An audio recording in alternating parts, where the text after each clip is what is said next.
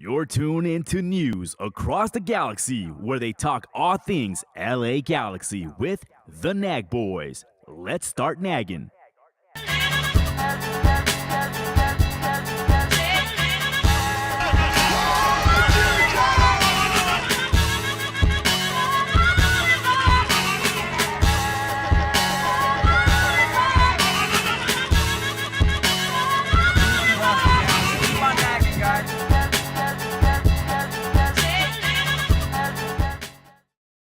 Live. Hey everybody, welcome to News Across the Galaxy, where we talk all things LA Galaxy. I'm your host, Bryant Lobos, and of course, per usual, my co-host, Mr. Edgar Zuniga. How you doing today, sir? What is up, man? I am doing okay. Finally resting at home after a long galactic weekend. Yeah, very long weekend. Right? It feels like I'm driving down there and she's like, "This is a nice drive." I'm like, "Man, I've done this drive like twice in 2 days, and I feel like it's a long drive for me." In the But span of it less was than nice 24 to go hours. there and see some familiar faces again. Yeah, definitely. And of course, on the ones and twos, per usual, Mr. Chuyaso. How you doing, Chuyaso? Hey, what up? What up? All good, all good. He will be doing the ones and twos today, and it's just going to be us two today, Edgar. Yes, sir.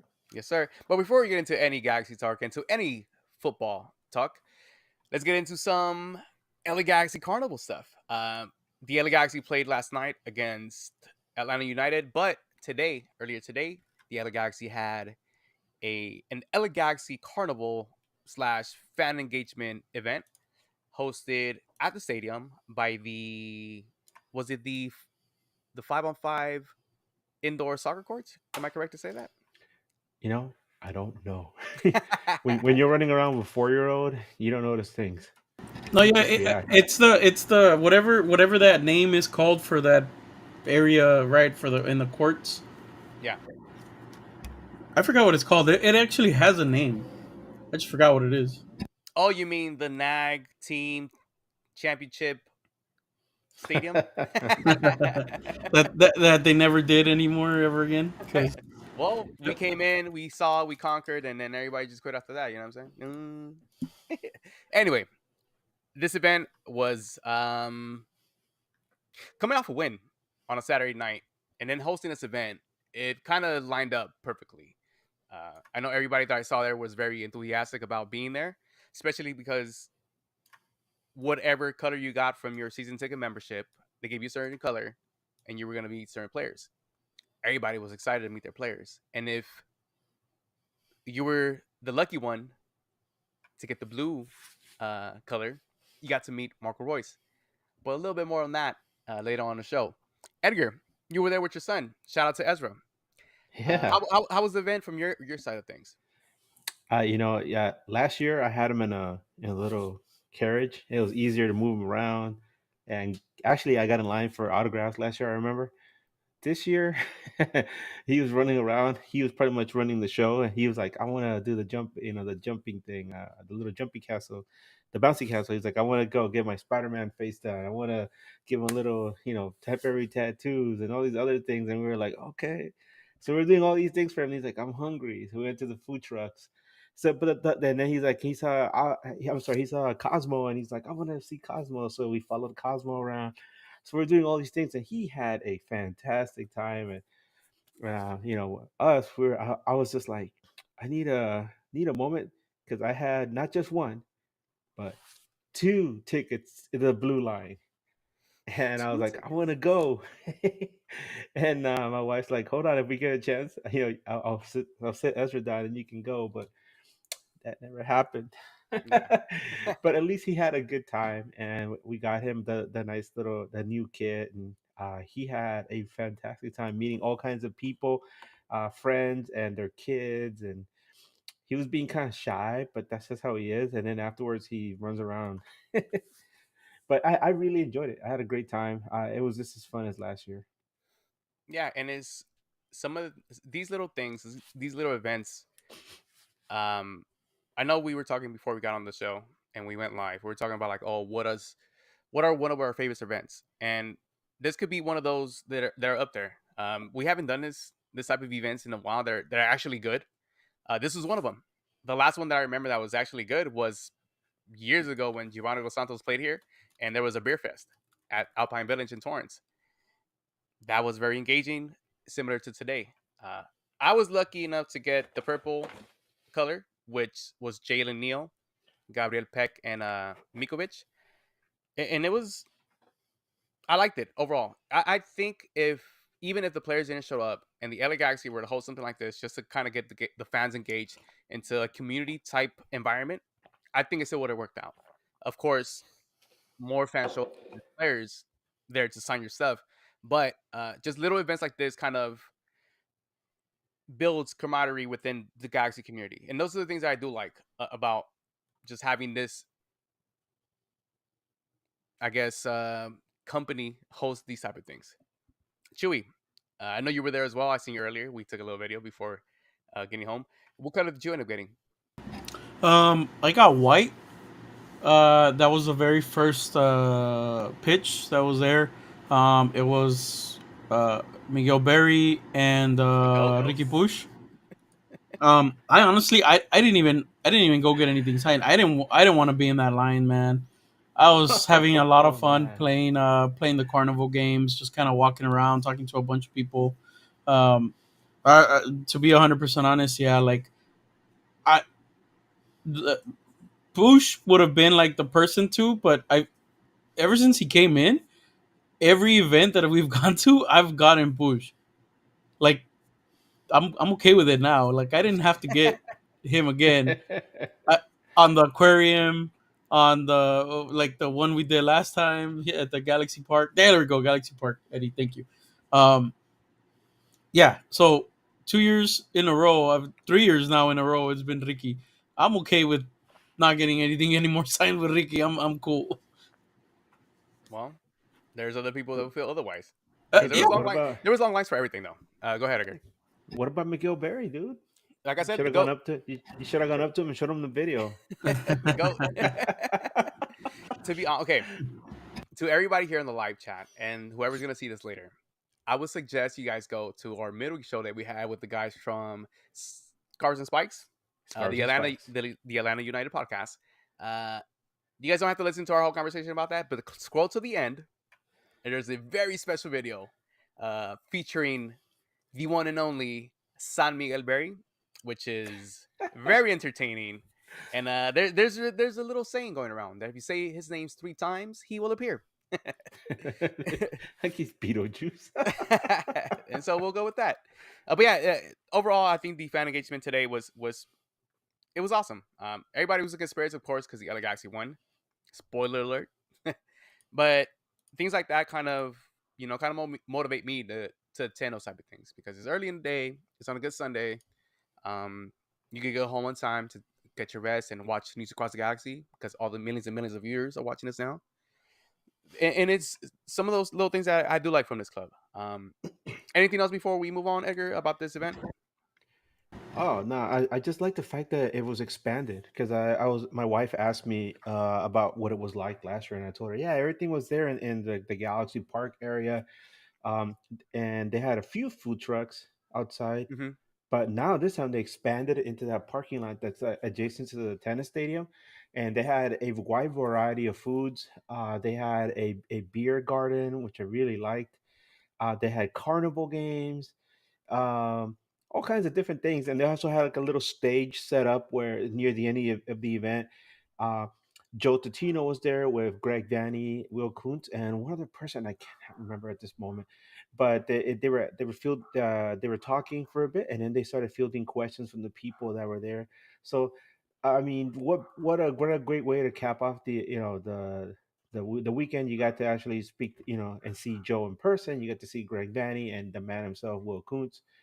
uh so yeah, it was just it was really nice. I felt like if I would have been able, I mean, I got there an hour later, but if I feel like if I would have been there earlier, I would have probably been able to do a lot more. Like I said, I had my son with me, Mm-hmm. but overall I thought it was a really good thing.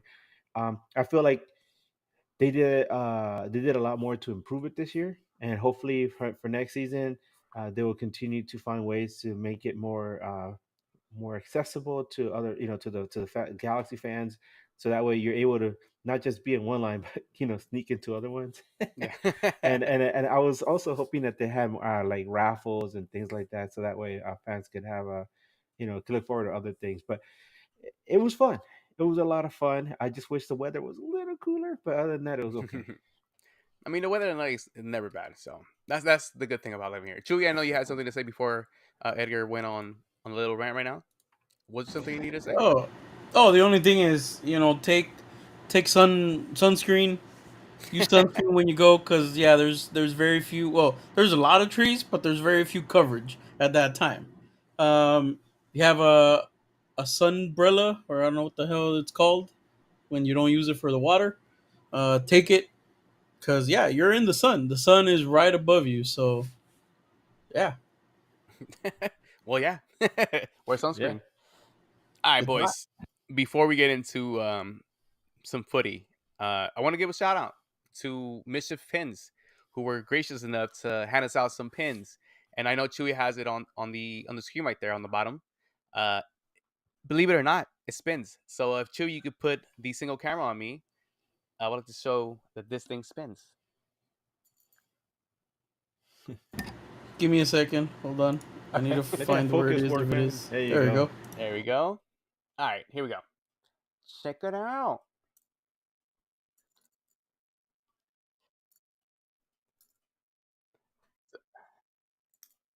It's a spinner, and it's a yeah, and shout out to Mischief Fins, Tony who hooked me up with that. He does a lot of good stuff. He does this. He's had Simpsons pins, Simpsons stickers. He has another spinner one. He has a bunch of stuff, and it's really cool. And so, if you guys want to hit him up for some pins, put it on your hats or whatever it is that you want to put pins on, go to Mischief Pins on Instagram. That is Mischief Pins on Instagram. It's believe a black, purple, and green logo with an alien on it. Maybe mistaken. But yeah, check them out. They have really cool stuff. All right, boys.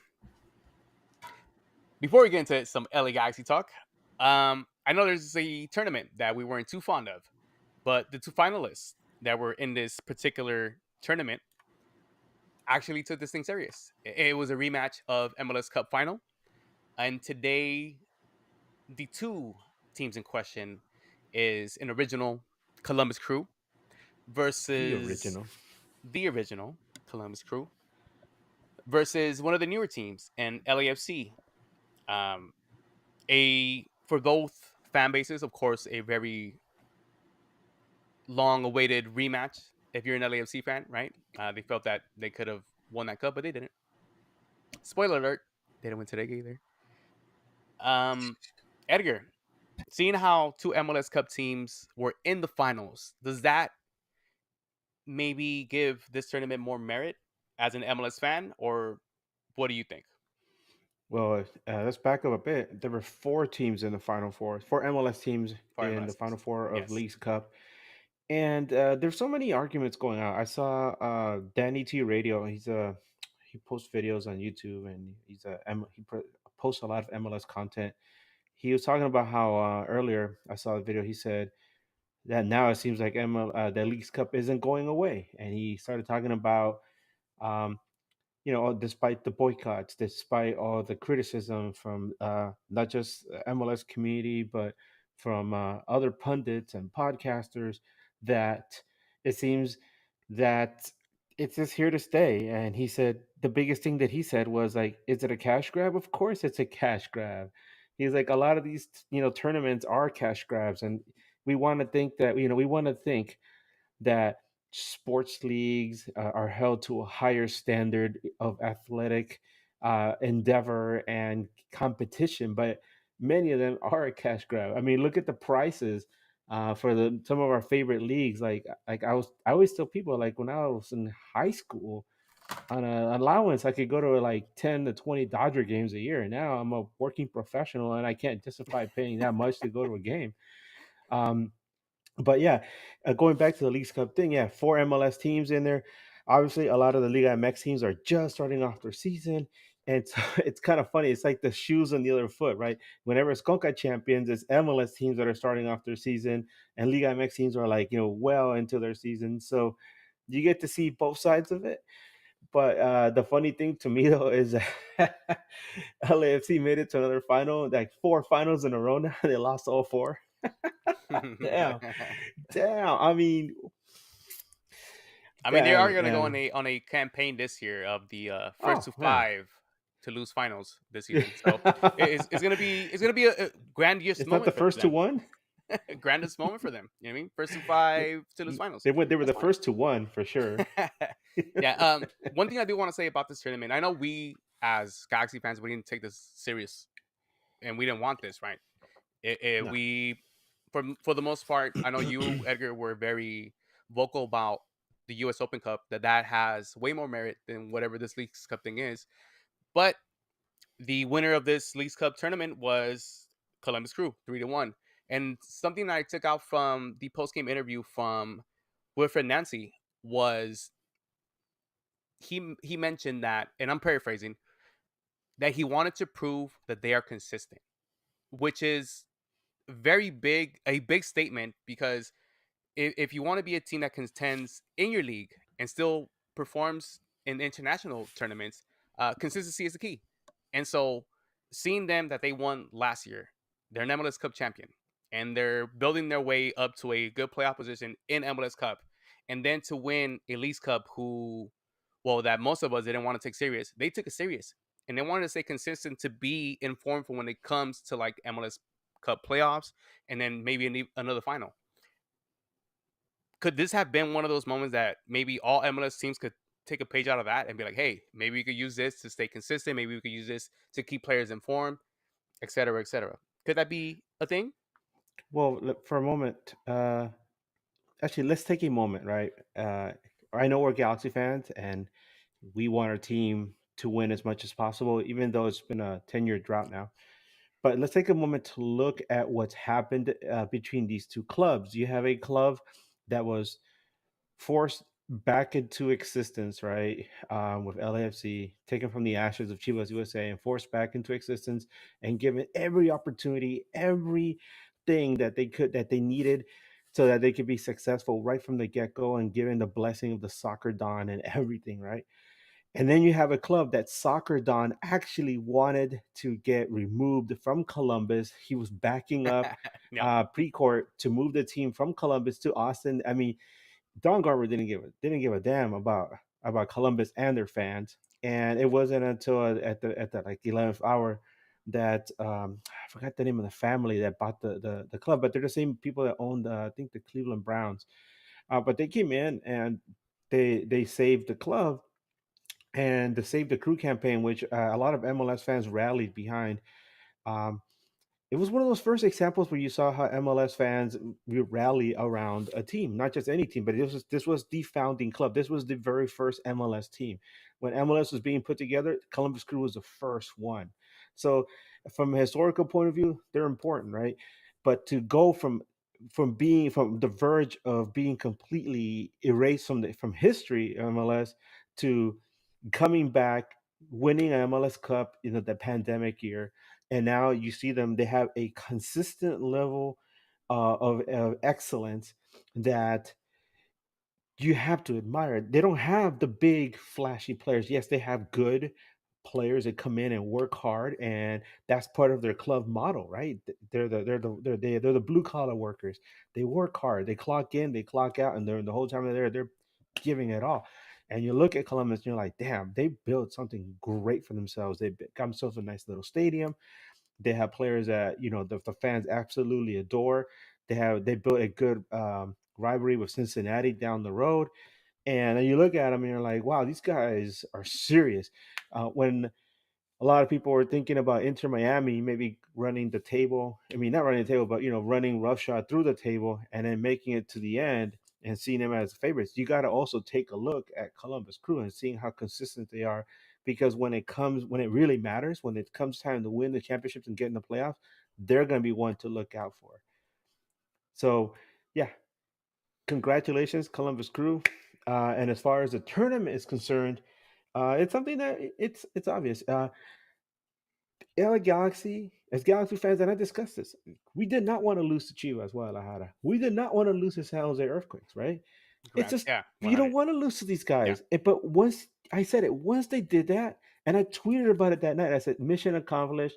Who cares what happens in Seattle? Um, and people will beg to differ from me, but I felt like they didn't put the effort forward that they did against the other two teams. I feel like they did what they had to do. They said, they were successful against Chivas and against San Jose. Now they could just sit back. Okay, we took that loss.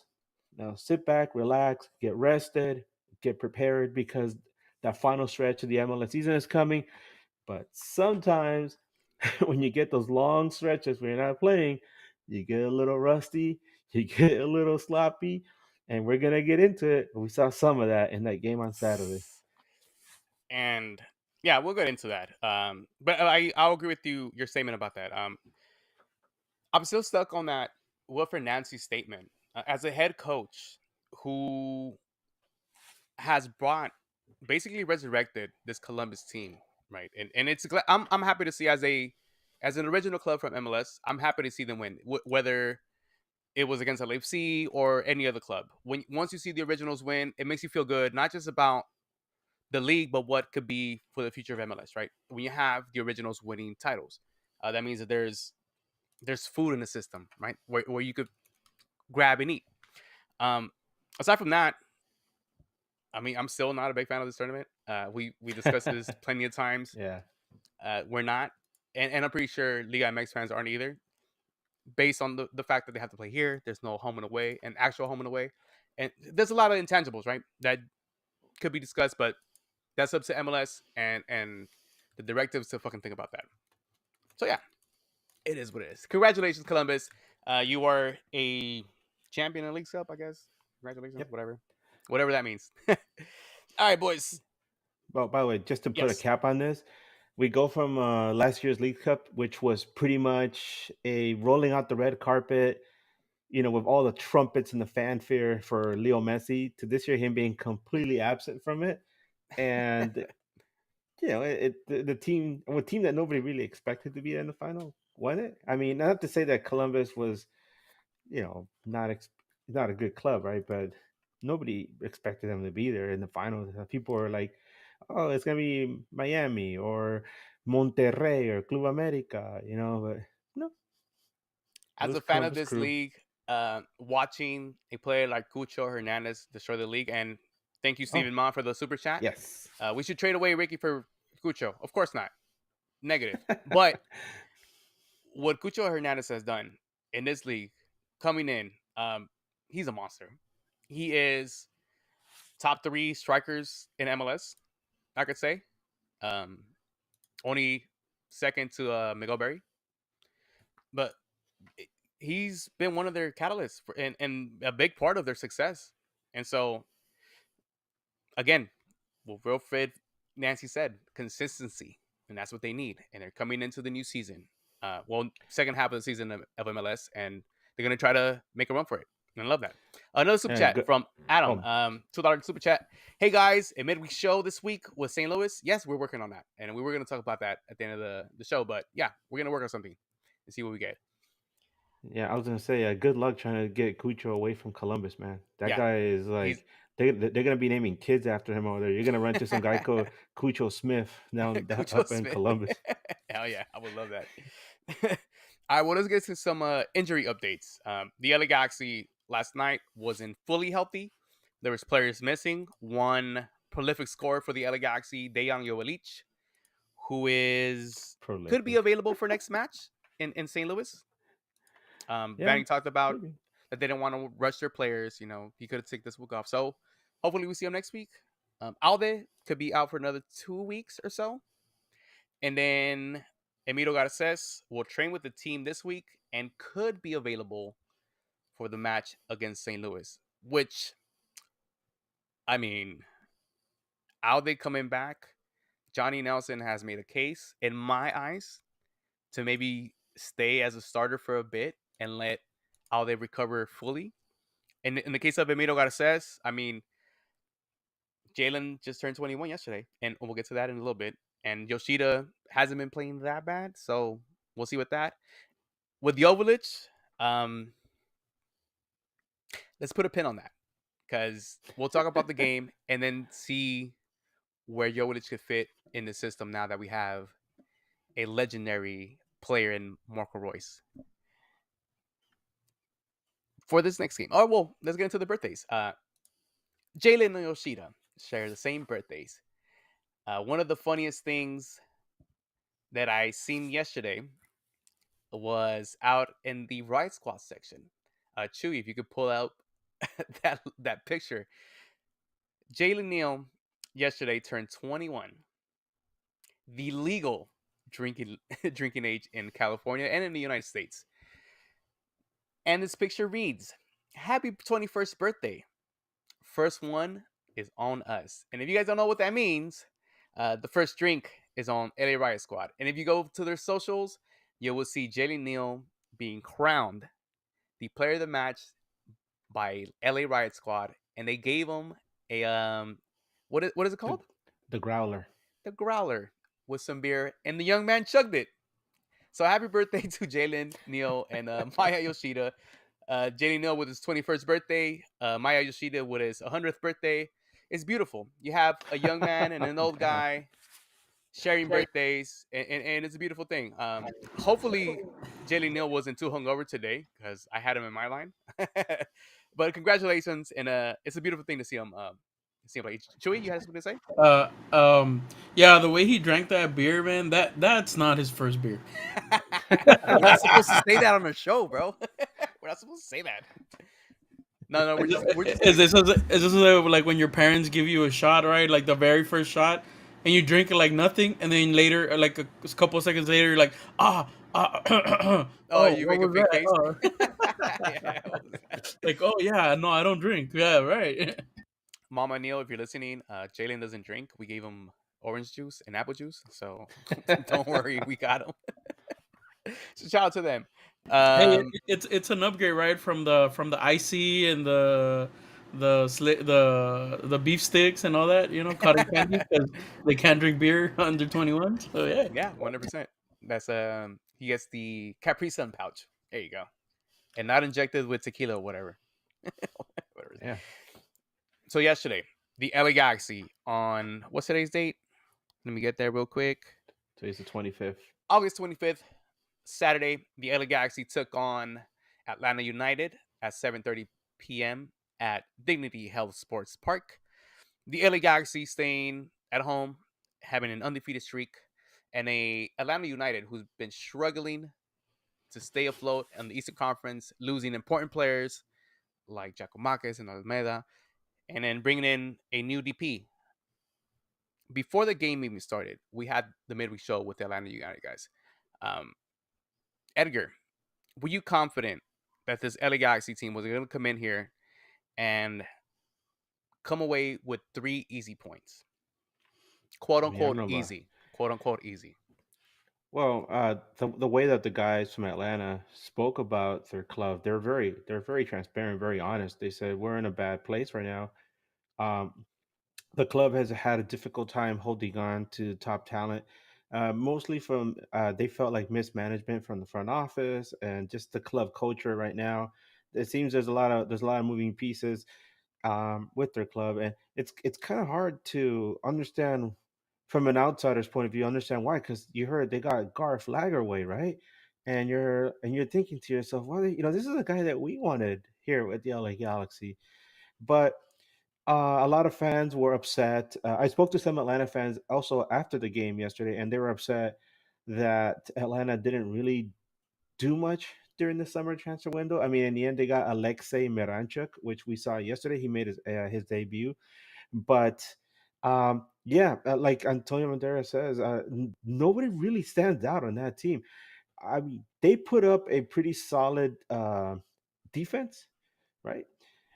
They stand up, but when you get into the final third, they don't really have anybody like a striker, which is why one of the guys from Scarves and Spikes, Tommy, Shout out to really Tommy. really misses Miguel Berry, and then the rest of the guys in the pod, they rib him for it. They're like, Miguel Berry, what?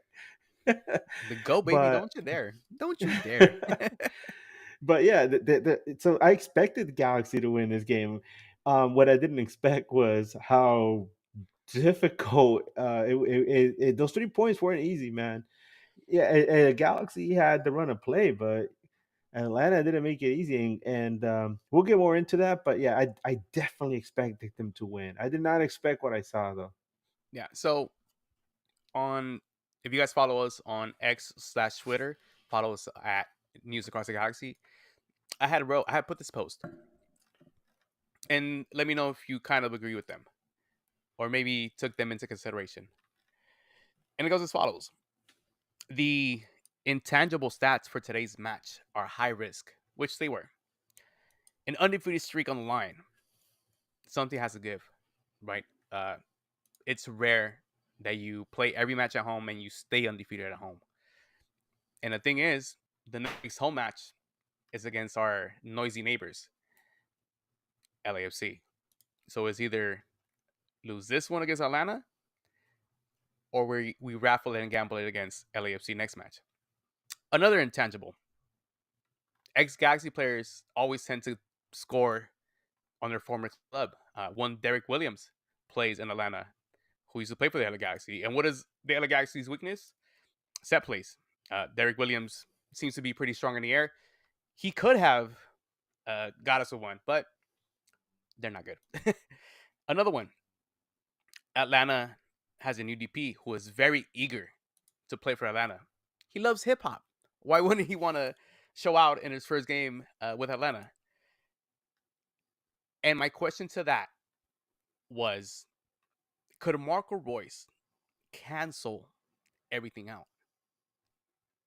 Spoiler alert, he very much did.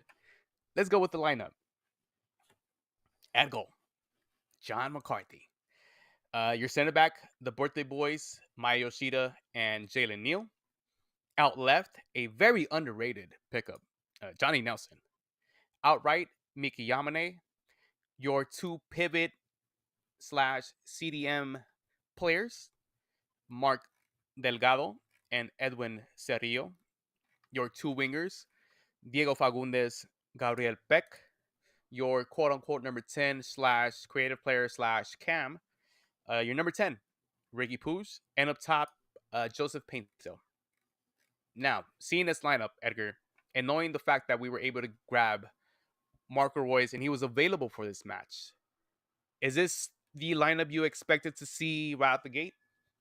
Yeah, I was kind of hoping that maybe Miguel Berry could earn a start. You'd think he'd want to come out and show up his old club, uh, but I guess not.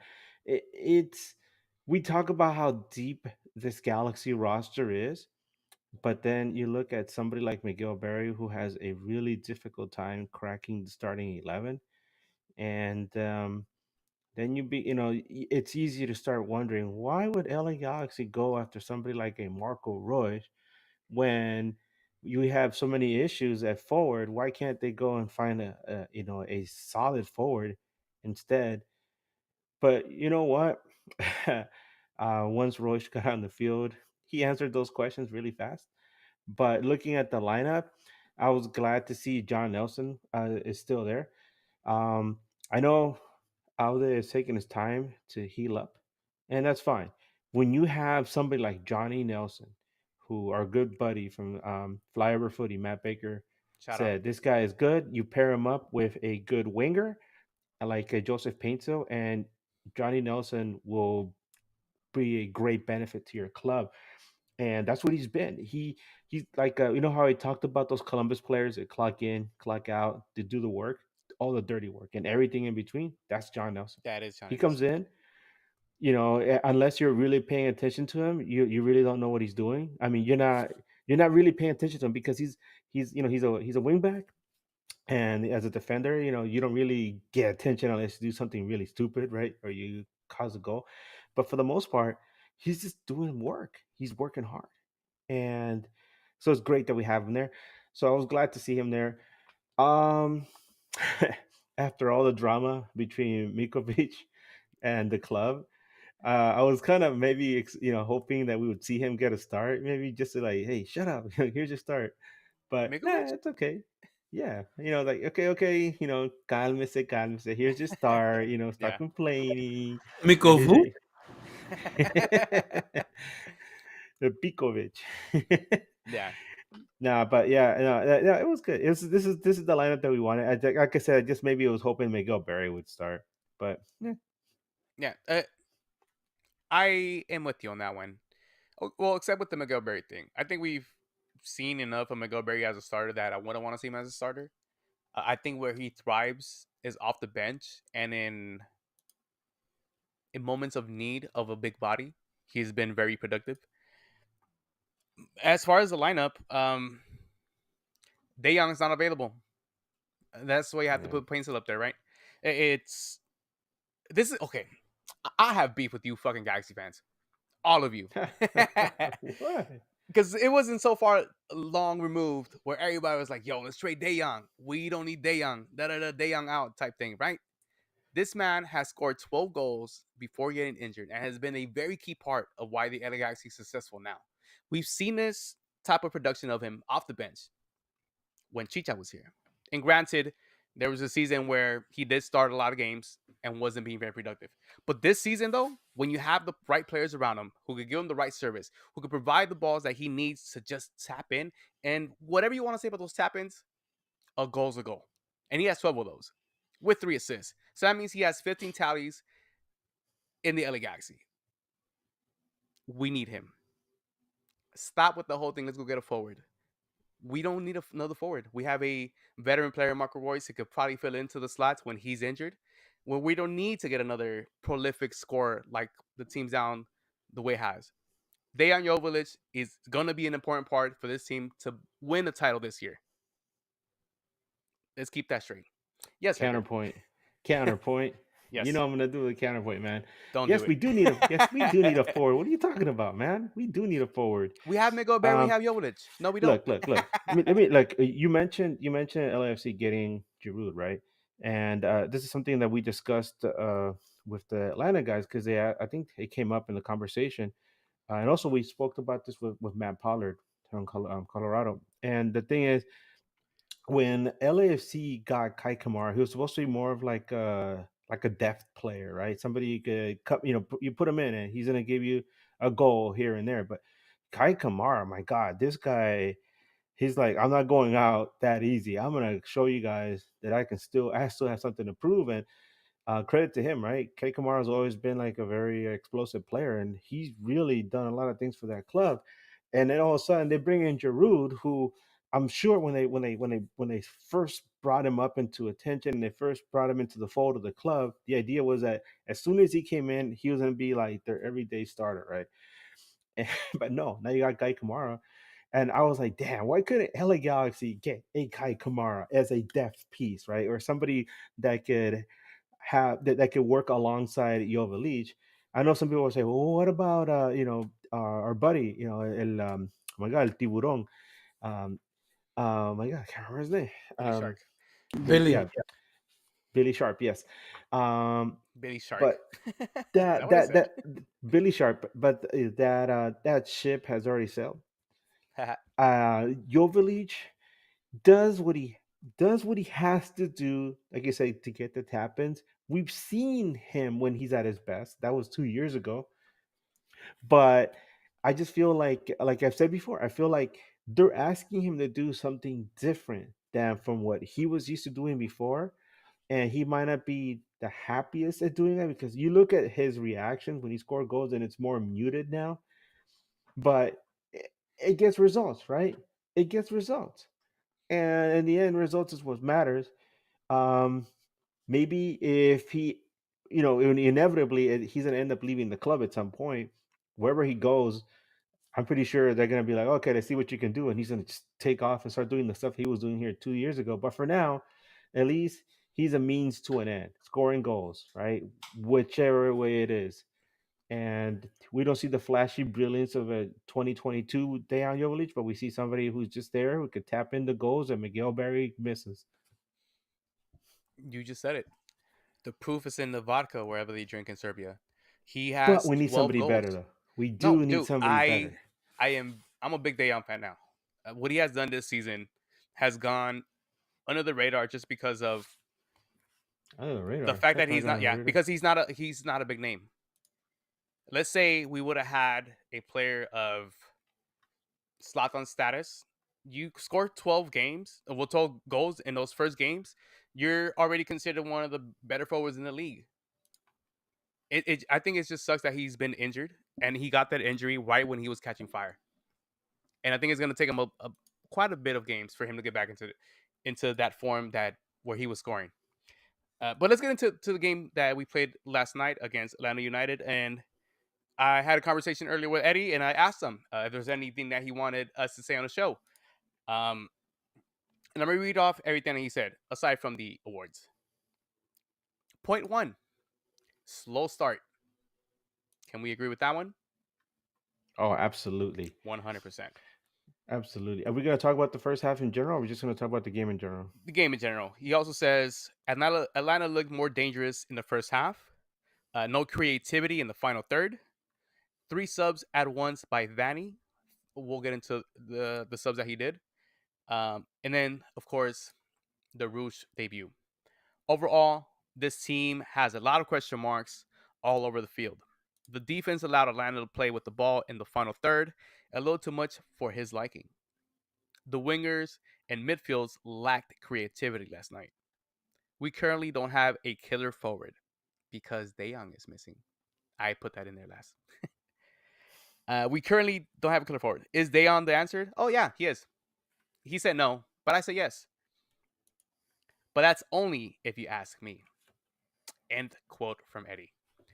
Edgar, Sir. is he, what percentage is he correct on his statement? Well, you mean about just everything he said, or Everything he has said. Lack of creativity, yeah? Atlanta dominating the first half. I agree with those. I don't know about Atlanta dominating the first half, but this is what we saw. And I mentioned at the start of the show, I said this layoff, right? So they beat San Jose, they beat Guadalajara, and then they lost to Seattle. Fine, whatever. And then they had that long layoff. Everyone, please go get rested. Go do some team building activities. Have Mamito Garces chucking a club at at up into the stratosphere there. Try to get Marco Royce acclimated into the club, whatever. Guys, go have fun, right? But at the end, you guys got to get back together and get back to business. It's not the off season, and I heard my goodness, I heard somebody on one of the other podcasts talk about this, how they were worried that the layoff was so extended, right? From the time that their team was eliminated from Leagues Cup until now, that it kind of felt like a mini off season, and they were afraid that the players are going to come back kind of rusty. And we saw that. We saw that with the LA Galaxy. They look sloppy. They look rusty against a team that they should like run off the field. um, no, Atlanta did not dominate, but they did get more chances than I think they should have. And we also saw that they don't have like a dedicated striker that's there to threaten the goal in the final third, because they would get the ball, they would carry it all the way up to the final third, and at the end, they would just completely run out of ideas. And some of the Galaxy defenders were scrabbling to clear the ball, get it out of there. And that's why maybe it looked like, oh, Atlanta looks kind of dominating. And no, it's just that they don't have anybody up there either. And it was the same way for us. The Galaxy would get the ball, they would move the ball around the midfield. Ricky was trying to make things happen, and they get to that final third, and I don't know. Yeah. There was some miscommunication. Um, and at that point, it was kind of disconcerting. It was kind of worrisome for me, because I was thinking, my goodness, these guys should have come out and immediately scored, just to put things at ease. And they did have a chance. They did have a chance. Our good buddy, our former G, Derek Williams, give us a nice little handball. Um, but that was in the second half, though. I'm getting ahead of myself, but I'm just thinking that they did have their chances, but credit to, and we have to give it to him, credit to Gusan. Ferguson, yeah. Gusan, yeah, he made some really good saves. There was one where I remember Gabriel Peck got the ball in the 18, carried it into the six, fired a low shot, and Gusan got down there like quick, like trigger, like get down and like knocked it out with his foot. And then he made a couple other saves that otherwise there would have been goals. So yeah, the guy's old. He's getting long in the tooth, and this is probably his last season, according to the conversation we had with Scarves and Spikes. Hmm. But um, he still has something to show, right? I mean, And he that's the showed it in reason this why game. Galaxy couldn't score. But I still felt like they were too sloppy. Um, at halftime, I went over to speak to Eric Portuguese Hammer. 'Cause, I haven't seen him in forever, and I was chatting with him, and we were like, "Yeah, that first half, it's kind of boring." Yeah. It And it seemed wasn't that just us, man. yeah, it seemed that both teams were on that long break. And shout out to Portuguese Hammer. I know Corner of the Galaxy had a live show before the match at Dignity Health Sport, which, I mean, if you were there, it probably was dope because AJ showed up, other people showed up. It was cool. Um, but let me give you some stats before we get into the subs that Eddie talked about. The full time stats for this match was the LA Galaxy had 20 shots total to Atlanta's 17. Possession wise, 70-30. Pass success percentage, our 93 to their 84. The corners, they didn't even have a corner kick on us. In this possessions, our 8 to their 7. I know the possession stat is always going to be in our favor, but in the other categories, it seemed pretty close. So maybe Eddie did have the right out on that. I didn't see Atlanta really put us in any danger from what I could really recall. Um, One of the things that was disappointing about this match was the miss of that penalty kick. The LA Yeah. Galaxy has missed 4 PKs this season, and I know against the quote unquote bottom half of the table, the bad teams, um, it wouldn't matter as much when you're up, but you need to start creating good habits when it comes to that. I know when we played Chivas, those penalty shootouts. I mean, Excuse me. I was actually surprised that the LA Galaxy was able to score that many penalties on Chivas. You come back to MLS play, the first one that you get, you gave it to one of your players that is supposed to be an MVP, and he misses it in front of should the have home crowd. they should have Mickey Yamane take that penalty kick now. And Just saying, dude. it is concerning. To me, it's concerning because once you get into that playoff contention and once you get into those big heavy games, that one chance is all you need to get to the next round. Let me also remind you. Yeah. LAFC didn't play this weekend because they had MLS, right? They didn't play MLS because they had the Leagues Cup final. Now they have 3 games on hand. And I'm not saying they're going to win all 3 games, but when it all comes down to like the final few games of the season and they start to pull in closer alongside LA Galaxy, goal differential is going to be important. Think about all those penalties this team has missed. Yeah, I mean, I don't expect them to make every single penalty in the season, but my God, how many have you missed now? Yeah. Right? You got to take those opportunities. And I remember at the game, I saw Paintsville lining up, and everybody around me was all excited. And one of the fellas behind me is like, "This is it. We're gonna go up. We're gonna, take the lead." And I was like, I was like, I don't know, man. I don't know. I got a bad feeling about this. And yeah, Yeah. yeah, It was yeah. he came up short. And shout out to all the Ghanaians that were at the match. Oh yeah. It's great to see just football fans around the world just pull up to a match and watch some footy. Uh, Pero Joseph Painstop, Painter. ponle huevos. Yeah, that's what I'm about to say. That Oh dude, my God. you missing in Yeah. front of your fellow countrymen. I mean, you got to put those away. And you would think that a player like Painstill, he grabbed it. He has that confidence to make. And dude, you kind of telegraphed it the whole way. Am I tripping on saying that? Well, not only that, but I feel like it lacked a sense of urgency. Look, you mentioned the penalty rounds against Guadalajara, right? Everybody that stepped up to take With that conviction. penalty, they came in there with serious intent to score. I felt like Pinto, yeah, he grabbed the ball and yeah, he put it on the spot and he's like, let me take my shot, right? So I can go celebrate with my Ghanaians, right? In the Yeah. corner there. But I feel like this guy was his mind. He was already celebrating the goal before he even took it.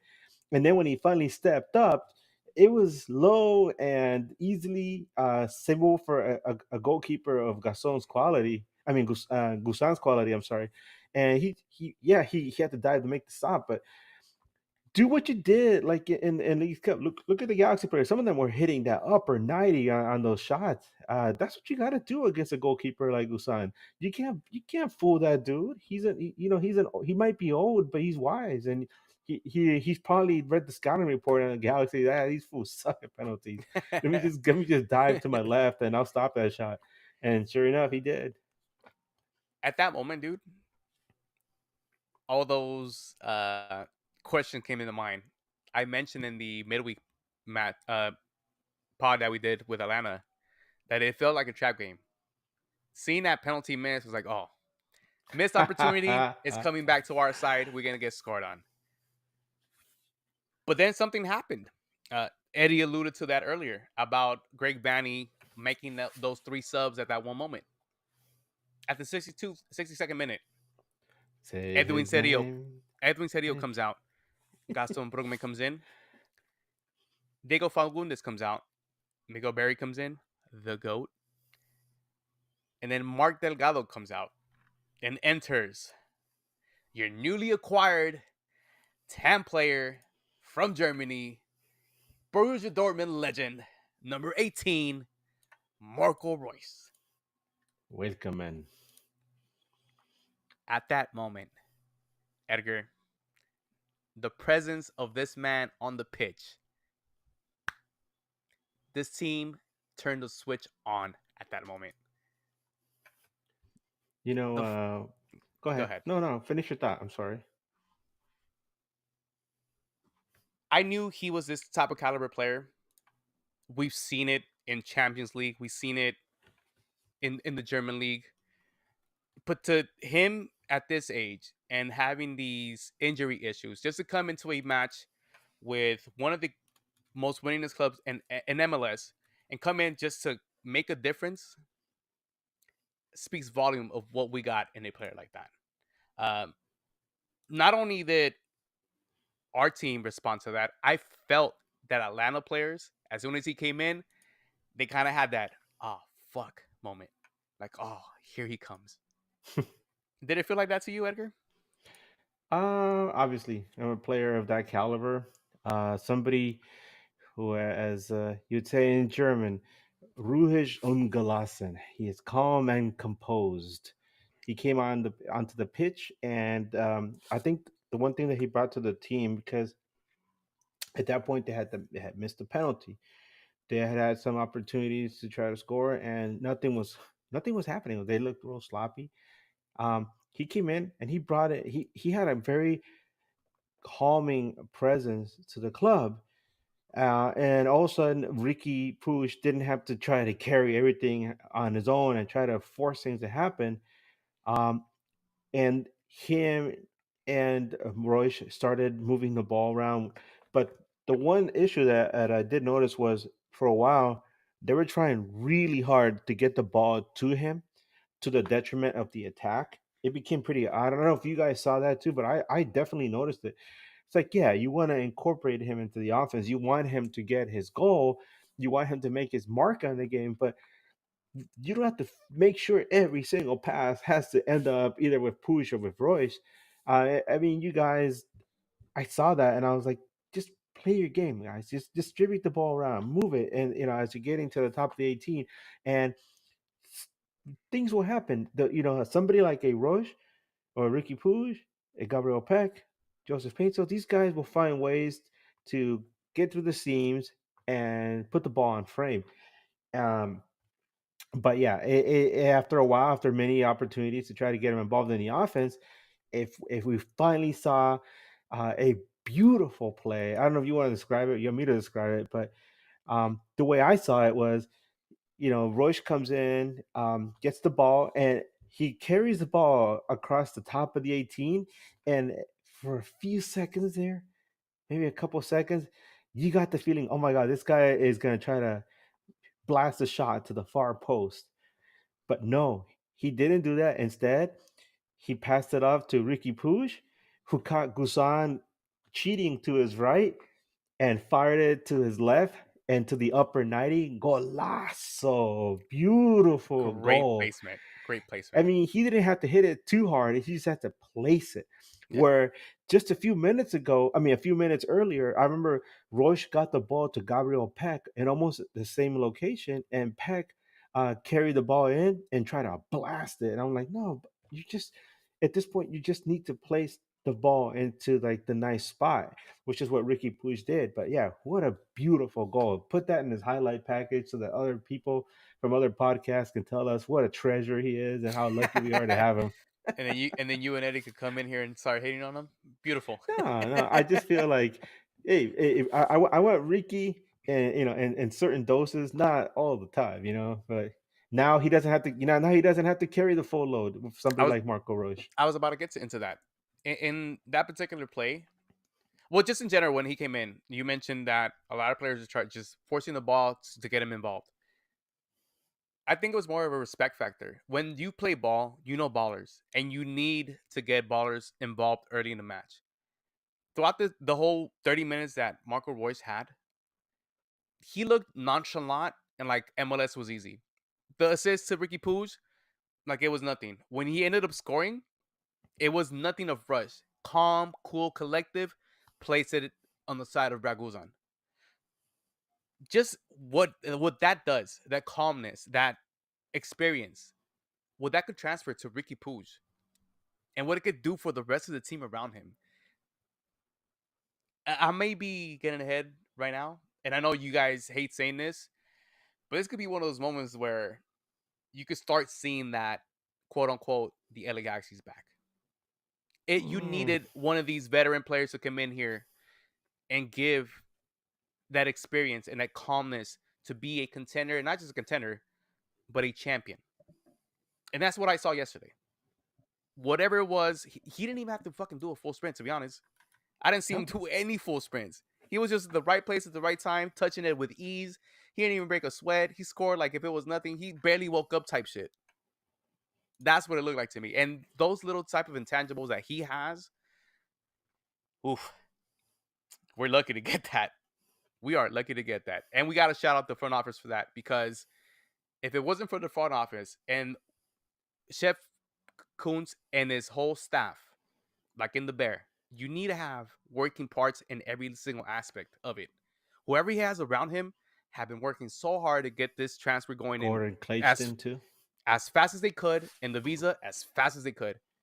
The last regiment, dude, I heard on Corner of the Galaxy that when the last regiment had to bring in Yanni Gonzalez, you guys remember Yanni Gonzalez? Of course not. Yanni Nobody G, remembers baby. that. How long did it take him to come in here? Mm-hmm. You have a big player like Marco Royce. You got him prepared fast. You got him at visa fast. Insert him in a game. What does he do? An assist in the goal to the benefit of the Galaxy, who stand in first place in the West and stay undefeated at home. Chef Kuntz kiss. I can't stress that enough. Yeah, dude. I was looking at the highlights, right? Because I haven't been able to rewatch the full game, and the highlights on. It's funny, the when Barry comes in, right? The camera's on him, that he's getting subbed in, and you just hear the whole crowd go crazy on Barry. Hell yeah. That's awesome camera, direction at that point, because you hear the stadium roar, and it's Barry. Yeah. Yeah. It That's was what I'm awesome. talking about. The It's GOAT. awesome. San Miguel. That's Dude, what I I said, love the man. fact that people have actually caught. I know we say it like jokingly, but dude, he is really a piece off the bench that we could really use. He's been solid. He was Off the bench. trash this game. Yeah, but I mean, when we need him most, he'll come in.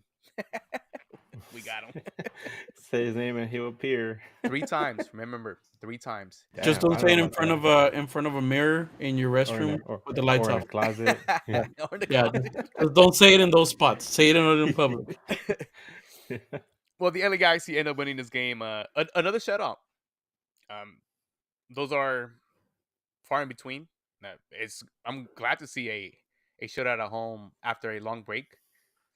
Maybe Would that have happened with Miko Who? I don't know. We will never find out, right? we won't. And I think the Mikovic thing, I mean, we'll probably get into it more later on in the season. I think he should stay. For me, he seems like he could be the clear starter next season, but we'll see what will plays out, because I do think he should stay. But if he feels the confidence in himself to actually be, hey, send me somewhere where I can start, then, go ahead, young man. You have that confidence in yourself to do Yeah, that. we have a super chat for you. Yes. From Alex Gutierrez, shout out Guti. Say his name and he'll appear. No, you gotta I sing it, man. Go ahead, Edgar.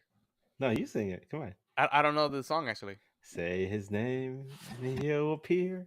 It's like I believe in Miguel Berry. Is that from the video? Yes, it's in the video, man. Nah. You Miguel guys Berry, gotta see Miguel this Berry, video, Miguel Berry. man. Credit to it was one of the Atlanta fans made this video, because one of the guys on the Atlanta podcast really missed Miguel Berry, and he was like a big Miguel Berry simp. He still is, and so they made this video of Miguel Berry. If you're a pro wrestling fan and you know who Joe Hendry is, oh yeah, man, this is right up your alley.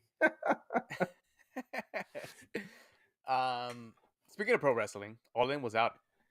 So actually, before we went on live, I was watching this Chris Jericho versus Hook match. It was all right. Anyway, awards for this game. We'll start with the Geo, and I'm gonna start with the Geo with what Eddie sent me. And I kind of tend to agree with what he sent me. His Geo goes to Paintsill. It was between Peck and Paintsill, maybe even Fagundes, which I also saw in the chat that that Fagundes had a off game. Well, which he kind of did. All three players were not effective for the most of the game. I was going to excuse Painsil because he was playing out of position, but Peck got an assist and Painsil missed a penalty. Seems like a no-brainer to me. Would you agree with that, Edgar? Painsil getting the game is off award. Everybody looked really sloppy last night, especially in the attacking half. Um, I kept I kept waiting for Gabriel Peck to do something exciting, like make a run and get a, and cut the corner and head towards the 18 and make create some chaos in the box. But didn't see much of that. I kept waiting for Joseph Pinso to do something and to make something exciting happen, and didn't see much of that either. There were a couple of chances I think where he used the speed to try to score a goal, but it didn't work out. So yeah, it's it you could you can make a case for either one. Yeah, Peck got the assist, but I am gonna echo the statement that was brought up in the chat, and it's Diego Fagundes. Diego Fagundes is somebody that we've come to rely on very much. He's been consistent for this club, and yes, with Royce coming into the club, there's gonna be some people that are gonna get less minutes that normally would. So make sure that the minutes that you are on the field, make them count. Make it hard for Vanny to say, "Oh, I'm going to sub him off." Make it so that when he looks at the performance of his team, he has a difficult time figuring out who he's going to take out and plug Royce in. But yeah, Diego Fagundes made it easy last night. He just was not there. He was not having it, man. I think I'm gonna agree with you on that one. And well, let me ask you this: do you think Fagundes had a bad match because of the Royce thing? Because he knew he had somebody on his ass? No, Well, no. quote That's unquote supposed on to his that's ass. supposed to motivate you. I just feel like everybody the whole team was just sloppy. But you have somebody who's coming in fresh. Obviously he was been playing with Dortmund, right? Coming in fresh with different mentality, different point of view, different Status. energy, Yeah. and he comes in, like I said, and immediately he had a calming presence on the field, and his teammates seemed to fall in after that with him. But yeah, it just felt like the guys need, I don't know, maybe 1 or 2 more weeks to like really get going again. But they need to get up to speed really fast, because yeah, St. Louis is not that good, but you gotta travel there. And this time of the year, let me tell you, I lived in Kansas, and Missouri is like right next door. It is disgusting at this time of the year. It's just really bad. Um, so they got to go to St. Louis, right? And then you keep bringing it up. Are we back? Are we back? I think we're back. You're saying I think we're back. No, no. This is the test. You're gonna have to face off against LAFC at the dig. This is an opportunity to say, you know what, you guys got this fella here, but we got somebody else over here that that really fits into our club, Hmm. and we're gonna show you that we're doing it the right way, and we're finally gonna get one over you. And then you can say we're back, because then that's when it matters. Those games in hand, take one from them, make it count, and make a case for winning the West. And maybe, who knows, maybe at some point Miami stumbles and Galaxy can creep up into that supporter shield talk as well. I would like to see Eddie on the chat, see if he could comment if we're back or not. Chewy, I know you had something Not to say yet. before we went on a little rant. Oh, dude, I'll give mine to Paintel because I don't I wouldn't give it to Fagundes, even though yes he did had an off game too, but Fagundes, I feel that Fagundes was never a starter. Fagundes was never supposed to be a starter. He was supposed to be a super sub. He wasn't brought in to be a starter because that's Paintel's job, right? Paintel is not supposed to be a striker. He's not supposed to be up top. That's Jovilic's job, right? So Fagundes, yes, he can play as a starter, like he can be that guy, but for how long? We've been almost using him most of the season that he is. We've been using him as a starter, and he's not a starter. He's a great backup. So it might be getting to him already. He might be kind of tired. He might be something, and they had a game. They had a game against Arizona. It was a behind the scenes closed door event, right? So they played, right? They shouldn't have been as sluggish as they looked. They shouldn't have, right? But to me, Painso was the worst one of them all. Like you get a PK and you do what you did at the last step. You could tell where the hell he was shooting the ball, and that you could tell that he gazelled it. He looked like a little deer hop and then kick. Yeah. Like, dude, come on, like why? Like that's not no. You're going against a veteran goalkeeper. He should have done some homework. Like Galaxy should have done some homework on your strikers, on your offense. Like who is your defense and who is the goalkeeper? Like you cannot underestimate Guzan. Like hell no. You'll be stupid. Like you cannot underestimate that guy. And then you do that? Come on, bro. Like Pencil, like you're the starter. You're the guy that's supposed to be there. You asked for the ball. Like, come on, dude. Like you gotta be better than that. That wasn't the starter, that should have kicked it. That's not the guy. Fagundes, man, you've been doing great for the price that we paid. So hey, you know what? It was one of your off games, but I feel that Painso was worse. Miguel Berries was worse, but Painso was more expensive. Stop talking about my goat, bro. Don't you ever do that. I am gonna Yeah. give you a little pushback on the whole Fagundes thing though. Because when Ricky Puig was out, there was a moment where Diego Fagundes was our starter, and there was chatter online talking about maybe Fagundes should be starting over Puig. Maybe we should trade Puig because the team looked like they were flowing on the offensive side beautifully. It just so happened as this match as a starter, and it could have been to the stuff that Edgar was alluding to earlier about having such a long break, and then when you do get into a match against an Arizona USL club, you're not going 100%, and then when you do have to go 100% against a club like Atlanta, sometimes you lay an egg. Aside from this match, I don't think Fagundes has been bad at all. I think he has been one of the best pickups that we have had since last season. When Cruz brought him in with him, and I forgot the other winger that used to play for RSL. Short dude with the fucking mohawk blonde. Anyway, point being, Fagundes has not been by any stretch of the imagination a bad pickup, whether you start him or he's coming off the bench. But just in this particular game, he was off.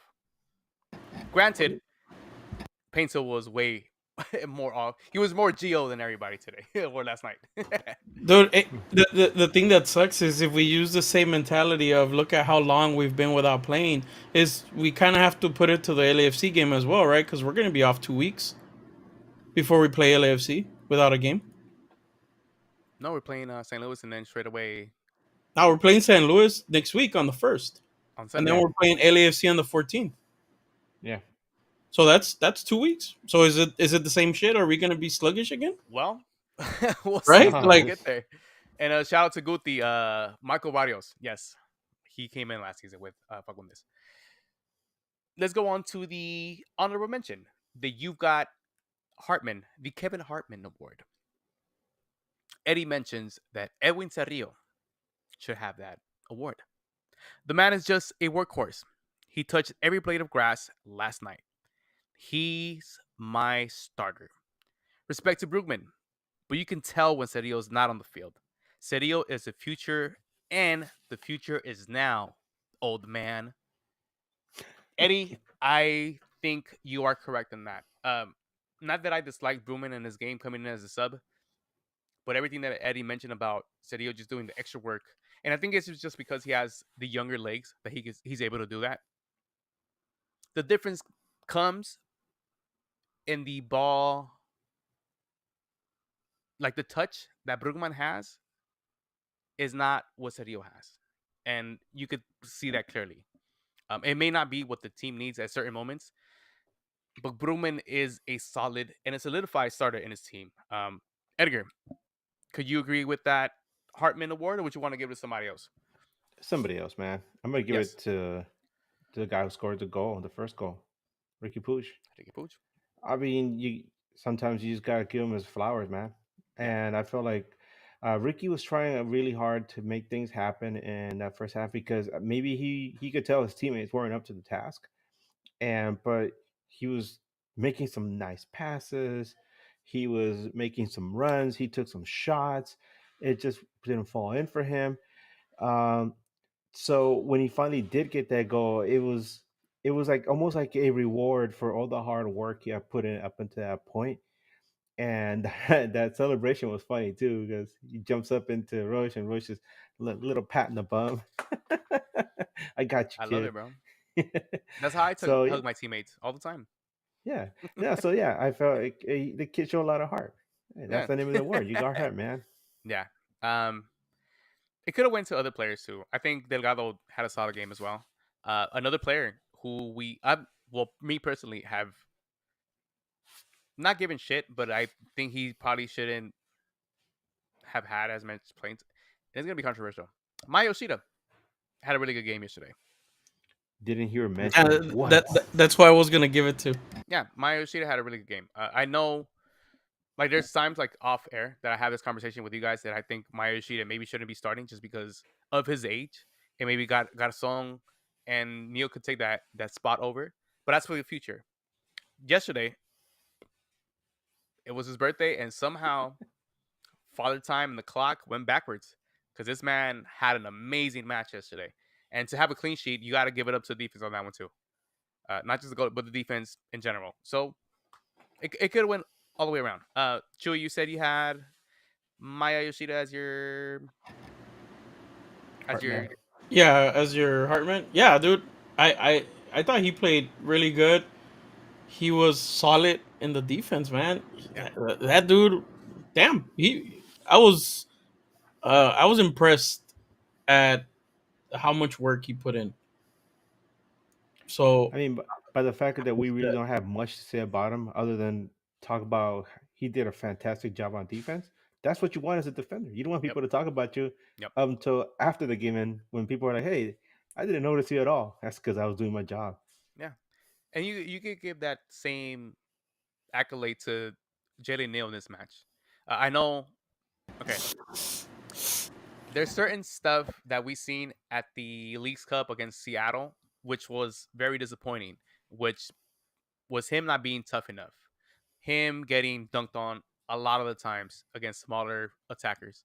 In this particular match today, or well, last night, he didn't look bad. Hopefully, from this game forward, he could grasp that concept of being a little bit more physical because he has the physicality for it. He's a big guy. He should be able to be knocking fools down. He should be able to not get dunked on. Dude is like what 6'1", 6'2", and he's young. There's no way he should be getting dunked on like he has been in these last couple matches. But we'll see what it goes on forward. I don't know, For dude. I got one complaint real quick from what you said, yes, bro. Almost right in the beginning of the match. I want to say it was like on the 10th minute or something like that. Like when we were on the top, kind of looking at the game. mm-hmm. One play got me like, God damn it, Jalen. At least for me, was him running back to defend on a counter, and then he stopped to defend the guy with the ball that was Oh at yeah, least 10, 15 yards away, I saw that. and he Yes, let his runner go, and they scored on us. Fortunately it was a offsides. he went to ground, right?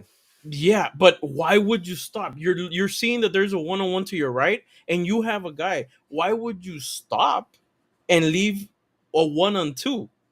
Like, why? Like, that didn't make sense when there's a two-on-one on on the guy with the ball, and you're in a one-on-one with Yoshida on a one-on-one.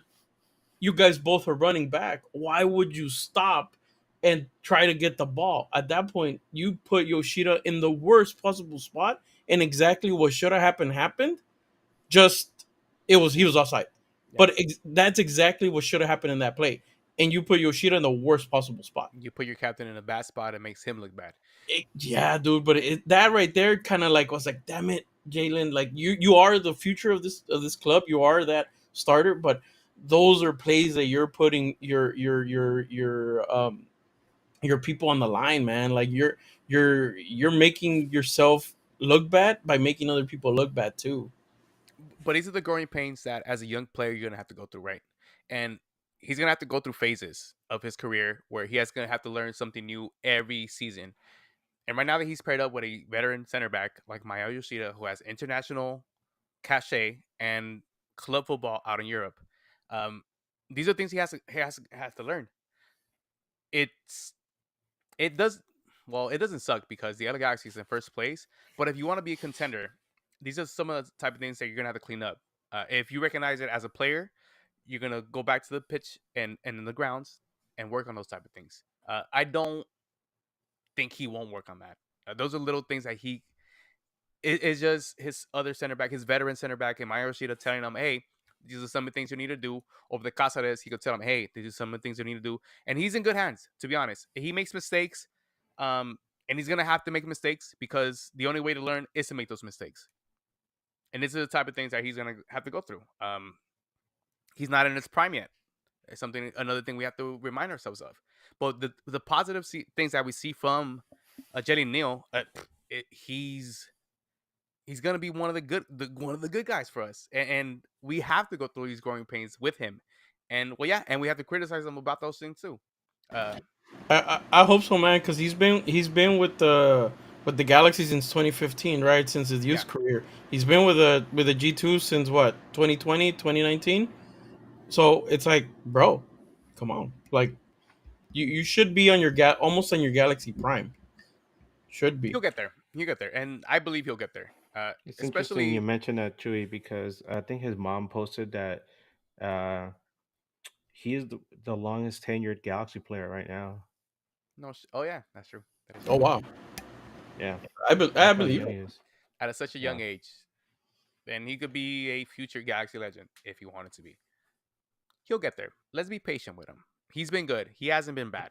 I hope There's so. just little stuff that he needs to work on. Once he gets over those hurdles, I think we have one of the greatest center backs in Galaxy history at one moment. Moving on to the next standing player of the match, Eddie Rice to us. Are we all in the same boat at this Marco point? Royce, of course. We're Yes, on the same yes. Come boat. on. Okay. It's not even no question. No, I wasn't sure si ibas a salir con tus mamadas de Miguel Berry o algo. I was gonna say Montgomery to be honest. He says the man of the hour.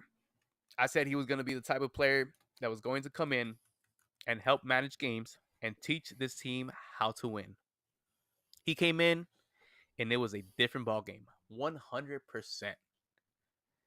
As the game went on, 0-0, this team got desperate.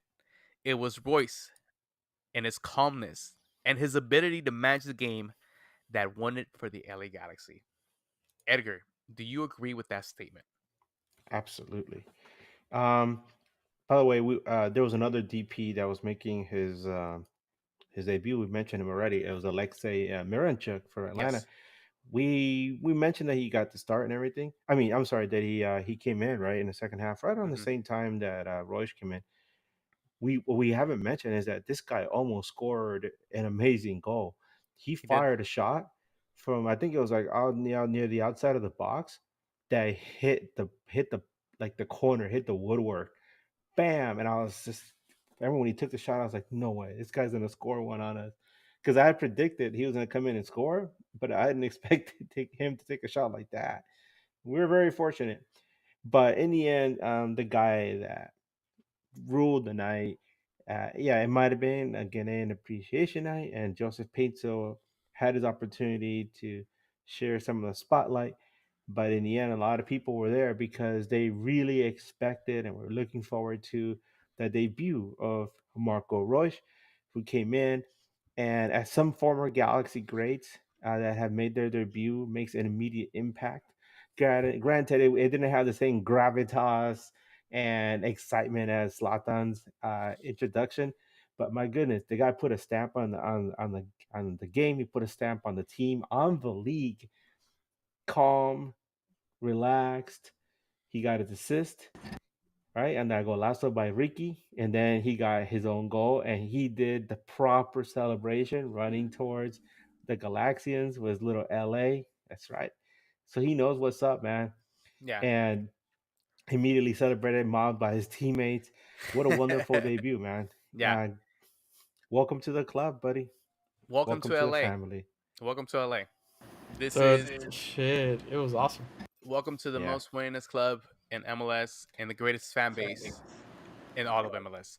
Eddie also says if you pick anyone different, you're kicked out of NAG. So we didn't. We're good. And that's why he's not in the show right now. He got kicked out of NAG. Yeah. So in the The end, nobody will ever have the Hollywood entrance that Slatan had because you can't replicate it. There's no replicating Yeah. that game. That yeah. yeah, nothing at this point can make it.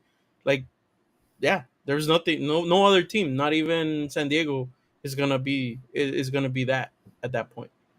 But it's not to take away from the shine of what Marco Royce was last night. I was gonna ask you guys, uh, were the Marco Royce expectations realistic after only one match? Is this what you expected to see as soon as this man was signed? Oh, dude.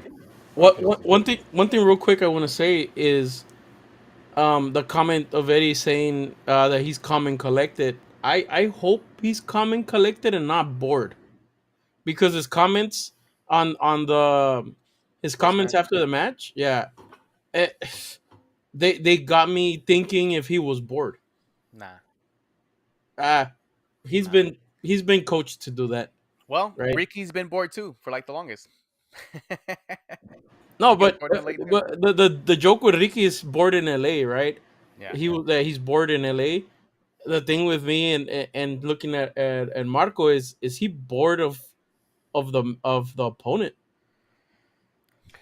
See, that's the thing, man. I've had some German friends before, and let me tell you something about dry German humor. Sometimes it just goes over your No, head. oh no, because it goes through your head too. So stop. I'm just saying. But yeah, German humor is not funny for everybody. True. okay. True. King of the Hill. The LA Galaxy wins 2-0. And our good friend David Godino from Godino Art posted some points.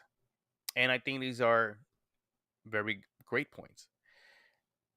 First MLS team to win 400 games, the LA Galaxy. First MLS team to have 10 million total attendance, the LA Galaxy. Royce debuts with a goal and an assist, clean sheet, and the LA Galaxy is still first in the West. Shout out to David Godino, Godino Art. Make sure you guys follow him. He has a lot of great LA Galaxy art. Do I have one around here? I gotta get up and get it. But he has really good stuff. Follow him on Instagram. Follow him on Twitter.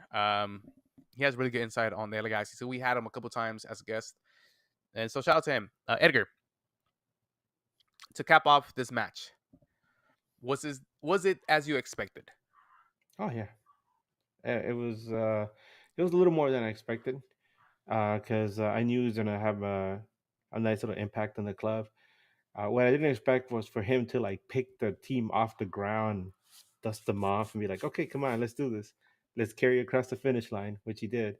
So Um, nonchalant. I don't know if it gets me mad or it gets me happy because with no effort, he just came in and said, "All right, I got you guys on the win. Don't trip." no, that's what I'm saying. I think there's one player he kind of reminds me of is that's Carlos Valderrama. He used to play for Tampa Bay and then later Miami and El Pibe, um, if you guys don't know what it is. El Pibe. And one of the things that Pibe would do, Pibe didn't like running much. But what he would do is that he would position himself in the right. He would position himself in a certain position, in a certain spot where he would get the ball, and he knew immediately where he was going to give it to, and without putting as much effort as he needed to. But everything that he did was precision, and you could see that his teams did fantastic. Um, if you had a good forward, like he had Mamadou Diallo at one point, that dude set a goal record for MLS at the time, and it was because he had somebody like Pio Valderrama there, who's you look at him, you look at his highlights. The guy was always cool as a cucumber, man. Cool as the other side of the pillow, and that's the same thing we saw with Marco Royce last night. Um, and you gotta appreciate that. And I really hope some of that rubs off on Ricky because as much as we love to see Ricky running around the field and like a little Speedy Gonzalez, right? It'd be great to see him be able to drop a gear and then like be able to find the right passes instead of trying to force things and then trying to get his teammates involved because I felt that maybe Pinto and Peck were kind of waiting for that kind of service and then they really didn't get it. But now that Royce is there, take some of that pressure off. And like Jesse Canales said in the comments, Joe Totino made it, said it as well. Royce takes pressure off the other stars as a sub, and this is going to help us moving forward. Next test is against St. Louis, like I said, and then 2 weeks later, it's the real big test. A lot of people are gonna say, "Well, we played these guys twice before, and yeah, we lost to them. Both close games, but this is the final stretch, right? Make that game count, make it count, hurt them, Yeah, so that way 100%. they head into the playoffs with some doubt because they lost Leagues Cup final to Columbus, and a lot of us might see that tournament as like it's just a cash grab, but you still lost a tournament, Yeah, right? yeah. And you've lost 4 in a row now. They've lost 4 finals in a row now, and that has to be eating at them. So they're a little they might be a little down. We'll hit them while they're down, and then take that momentum into the playoffs. Who do you think they are? The Buffalo Bills? Anyway. Damn. uh, your LA Galaxy wins 2-0 against a struggling Atlanta team. Your LA Galaxy also debuted one of the greatest players in German history, one of the greatest players in Dortmund history, who came easily and just took over a game. There's a lot to look forward to with the LA Galaxy. Let's be cautious, though, because there's still a lot of work to do, especially on the defensive side. Great game yesterday. Great carnival today. Anything else before we need to get out of here, Edgar? If you want to shout out people, do anything like that. It was just an overall great weekend to be a Galaxy fan. Galaxy won the game. We had a galactic carnival, and then you come home and you find out that LAFC loses a final. Just overall, just a great weekend for us. Let's enjoy it. Yeah, hell yeah. Chewy, anything else before we leave? Nah, just cool stuff right now this week. So yeah, it's been nice. Yeah, it was a great weekend actually. Yeah, I can't really complain about anything that happened in or out of the match or in and out of the carnival. It was just a great weekend overall. And what a way to kick off the second half of MLS, getting 3 points at home. Next week test. Second half? You mean like the final The four? tail end, the final countdown of MLS. So that does it from us from here Wait, at do you News have Across any the Galaxy. questions, man? Oh, we do have questions. I just read something that got me chuckling. Chuckling. I lost another final club. That's all I'll say. Yeah, that makes sense. Let's get into these questions real quick. Sorry about signing off too early. From Alex Gutierrez, shout out Guti. Royce surprised me. And how about the ricochet to AEW? Don't spoil it for me. I We'll told you, chat after. Guti. I told you. Deep Sleep Daydreamer, shout out Angel. He says, "Why are y'all so sexy?" I don't know, Edgar. Why are you so sexy, bro? Thank you, It's Dad. the beard. Thank you, Mom. It's the beard. Adam DC 25. A complete game for Galaxy, in my opinion.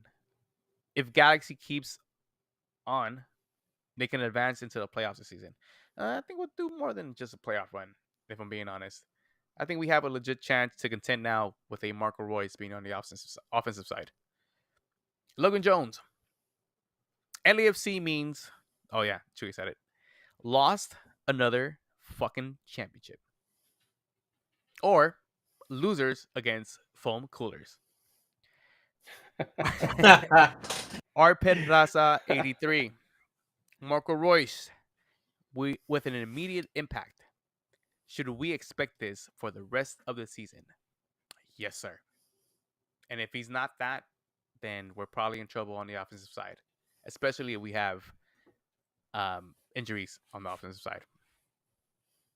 And that does it for the questions. Thank you to everybody who submitted questions. Wait, We there's truly one more appreciate that. question on the Go chat. ahead. Go ahead. Galaxy, Galaxy Go asked, where do you see LA Galaxy finishing on the table? So I was asked this question earlier in the season when I went on La Cuna Galaxiana. Shout out to those guys. And I had mentioned, and this was early when the Galaxy was kind of winning, and we kind of thought it was, you know, false, a false run. I had mentioned top three in the West, and I'm sticking to those. Right now, we're first in the West. I don't know if we sustain that same status in the Western Conference because there's a team that's going to come to our home in the next home match, and if they end up winning, they kind of get ahead of us. But I'm gonna stick to my top three. Edgar, do you see them top three, top five? I definitely see Galaxy can finish number two. I would love to say number one because that's where we find ourselves at the moment. But it all boils down to what LAFC does with their games. I mean, Galaxy beating them really hurts them. But let me take a quick look at who LAFC has to face, so that way we can try to figure out how real finishing first is going to be. Hmm. So they got a they got a bunch of games coming up. They got to play Seattle. I think that's Open Cup though. For first they got to play Houston Dynamo. Then they play Galaxy. Um, Wait, what the heck? I'm sorry. Yeah, they play Houston Dynamo, then play Galaxy, then they play Austin and Dallas, Cincinnati. That's a big one. Then they play St. Louis, Kansas City, Vancouver, and that's up in Vancouver. So maybe Vancouver has something to say. And then the Smurfs at the very end. I don't think the Smurfs are gonna do much against them, but don't sleep on those Smurfs. You never know. So there's two or three games in there that they could probably lose. Galaxy just has to finish strong. They got to finish out the rest of the season. Are they going to do it? Probably not.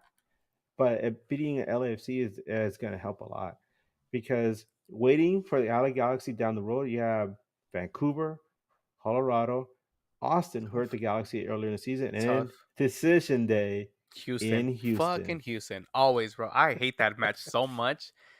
I don't understand why they put us against these guys, but every time we're put against them and there's something on the line, bro, for some fucking reason, these fools always fucking beat us. And the thing is, it could be one of those instances where if they beat us that game, we could go to second, and we end up losing that last game.